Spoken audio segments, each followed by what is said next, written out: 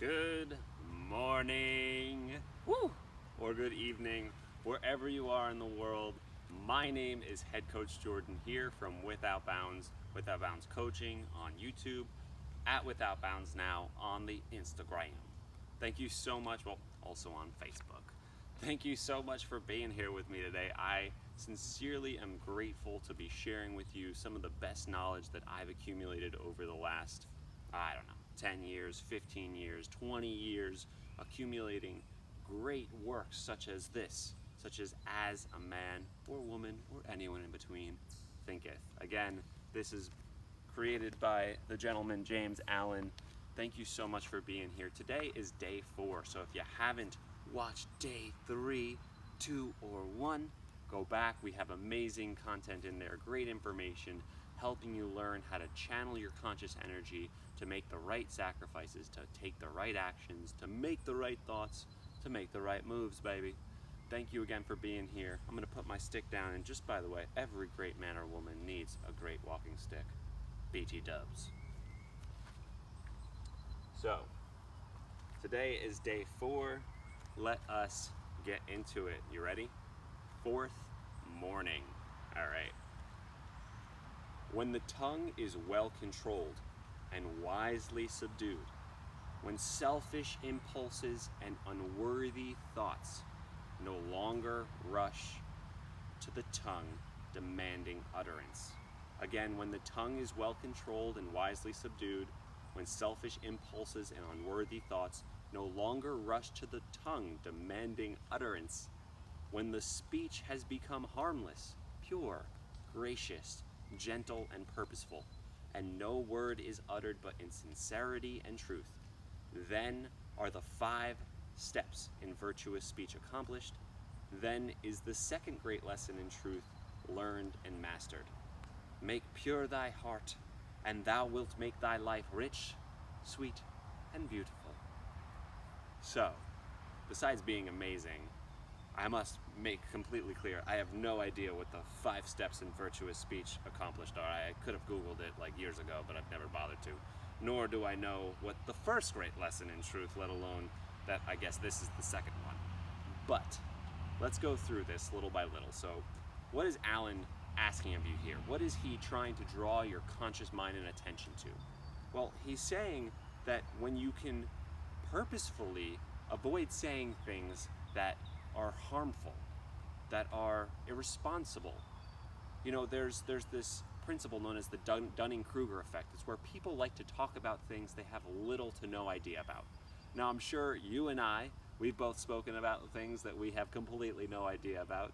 Lord knows I've made assumptions about penguins I have no idea about. But the key is to recognize that you can stop using your words in harmful and irresponsible ways. So to stop using your words to be mean to people, to stop using your words to be mean to yourself, to stop saying, ugh, I'm an idiot, to stop saying, ugh, he's an idiot, to really be mindful that your words will have a great impact on the way that you see yourself continuously day by day, and will help others understand the way that you see them or not. Because if you're constantly telling your children you're bad, like my mom did, I love you, Mom, but if you were like me and you grew up in a home where you were constantly told how terrible you were, that you were a brat, that you're the devil, that you're the worst, look, I know what that's like. I know what it's like to grow up in that space, and it's really just annoying, and it sucks because you want love from these people, you want words of affirmation, you want words of kindness, generosity, and love, and I get it. Sometimes you need to use your words to correct others, but if you're using your words in an egoic way, such as, like he's saying, if they're not gracious, not gentle, not purposeful, then your words will be uttered in what might be considered insincerity and untruth. Because the truth of your being, underneath you, underneath everything, look around you, the thing that connects us all is a mysterious force, a power that pulls us all together and apart continuously. And that force is your inner being, your higher power, God, the universe, source, whatever you want to call it. For me, I call him the Lord, I call him God, I call her Lady Womb, Lady Darkness. mother of the world. But that's my truth. That's the truth that I get to ring out every day. So I encourage you to be very mindful of the words that you speak in the next 24 hours. In fact, I challenge you, be very mindful of the words that you speak to others and yourself, because those words have power. And by realizing that your words have power, you can purify your heart. So remember, the line of good and evil, the choices that we can make, the 1,000 ills, the 1,000 joys that we can create with our actions, our thoughts, and our words. You can make pure your heart. You can make easier to reach for that higher fruit every day by being in that virtuous mode, by being in that virtuous, sincere, truthful speaking, and by using your words as a gentle cushion to uplift others instead of to tear them down. Remember, we're breaking through that ego. We're breaking through that thing that wants to separate us, because there is this part of our being that we all deal with. And look, if you have any questions about the ego, if you have any questions about that, make sure you check out the Ego Eraser. Look, this isn't me promoting or pushing anything. I created this thing because I know for a fact what people go through on a regular basis with their churning mental chatter. I deal with the same stuff. And so I've utilized those principles in there. I've consolidated them for you so that you can get easy access to understanding how to make your mind and life better. But back to this. Fourth evening. You ready, baby? Having clothed himself with humility, the first questions a man asks himself are, how am I acting towards others? What am I doing to others? How am I thinking of others? Are my thoughts of and acts towards others prompted by unselfish love? As a man in the silence of his soul asks himself these searching questions, he will unerringly see where he has hitherto failed. So what's going on there? What is Mr. Allen speaking to us about here? So, if you have a moment of reflection, a moment to look back, not just on the person you are today, but on the person who arrived at this moment, at the woman you arrived at today, at the man that you are seated here now. Having humility, inviting in humility, means to question your being, to question yourself and bring yourself into a state of, oh, I could see where I've screwed up. And not only does this process allow you to clean up your act and bring humility into your life, but what Alan is seeking to do here is to penetrate your subconscious with a question. So one of my favorite quotes, Einstein, I might be butchering this, but Einstein likes to say that no question, no problem can be solved from the same level. No problem can be solved from the same level with which the question was asked. Meaning, by asking the question, you thereby have to raise your state of consciousness. Meaning, we start with the problem, how are we going to clear out this woods, say? And in order to get to that next level, in order to rise to a new level of consciousness where we see the solution, we must ask ourselves powerful questions. Does that make sense? See what I did there?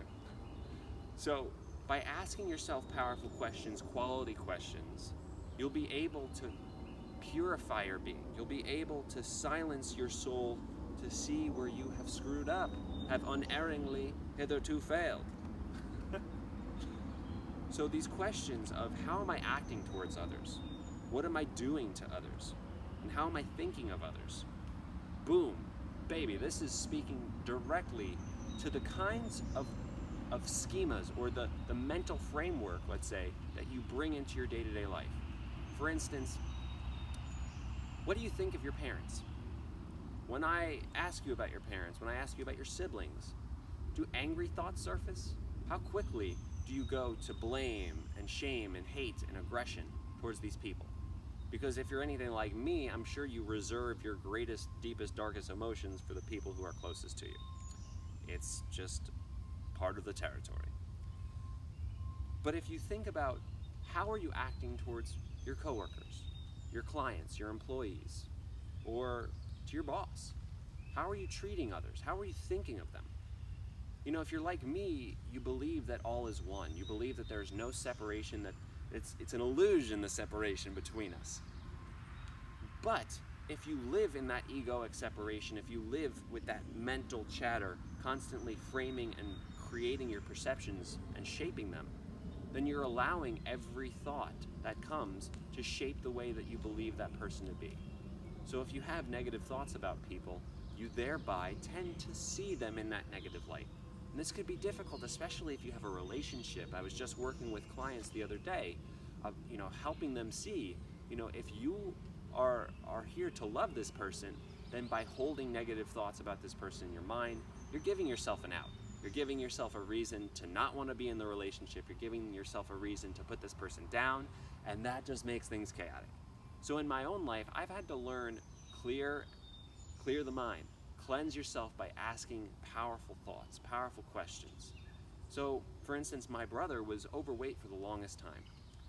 And I wondered how much of his overweight behavior was actually being caused by me and my inability to tune into the universe and frequency where he was thin. So I spent time healing, sending his spirit back to him, calling my spirit back from him to me. I spent time actually imagining, what does my brother look like thin? And yes, some of these manifestations take a long time, but you know what? I started that in 2016, and by 2018, he had lost over 90 pounds. Boom. Boom! And today, here in 2020, he is still down 90 pounds. God bless America. Especially on a week like this. So, in your own life, and believe me, this extends, I've done this with my mom, I've done this with my dad, and I've had powerful moments with them.